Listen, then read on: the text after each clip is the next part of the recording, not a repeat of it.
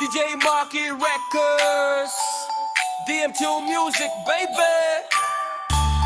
Listen up, party people in the house, you know. Hey, it's your motherfucking boy, DJ Marimar. Yeah, yeah, Ninja Mo. Ninong para sa lahat ng inaanak ko na nag-aabang sa labas ng bahay. Pakinggan nyo to, hindi sa madamot, sadyang alam nyo na short ang budget ngayong Pasko.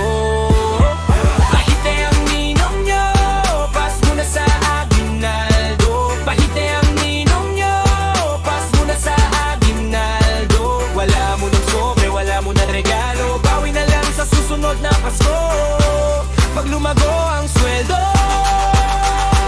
Vermont pa lang, kabado na ako sa paligid, pati tunog ng tambol sa tenga ko'y nanginginig. Yung mga inaanak ko bigla naglilista na, akala mo mga surveyor laging nakasilip sa bintana. Patawad muna toy, huwag kang magagalit, ang presyo ng bilihin tumalon lalong bumitbit. Yung 30th month ko dumaan lang na parang hangin, pambayad sa kuryente, tubig at sa pagkain. Kaya huwag munang kumato, huwag munang mag-doorbell. Ang budget ni Ninong parang signalan, no service, no signal. Pasensya na kayo mga inaanak, at talagang bahita na ang ninong nyo ngayon Pasko, kaya pas muna. Pahite ang ninong nyo, pas muna sa aginaldo. Pahite ang ninong nyo, pas muna sa aginaldo. Wala mo ng sobre, wala mo ng regalo, bawi na lang sa susunod na Pasko pag lumago ang sweldo.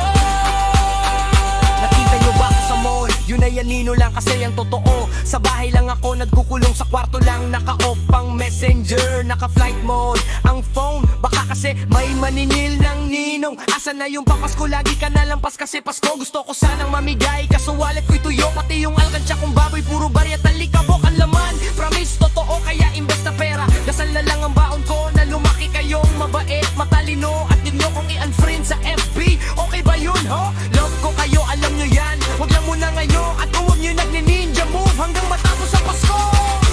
Una ko ni Mario at pare yan. Pahite ang ninong nyo, pas muna sa aginaldo.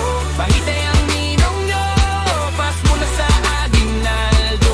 Wala mo na sobre, wala mo na regalo, bawi na lang sa susunod na Pasko pag lumago ang sweldo.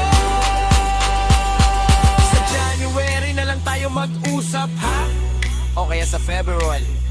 Pag Valentine's na, busy na ako ulit. Merry Christmas pare.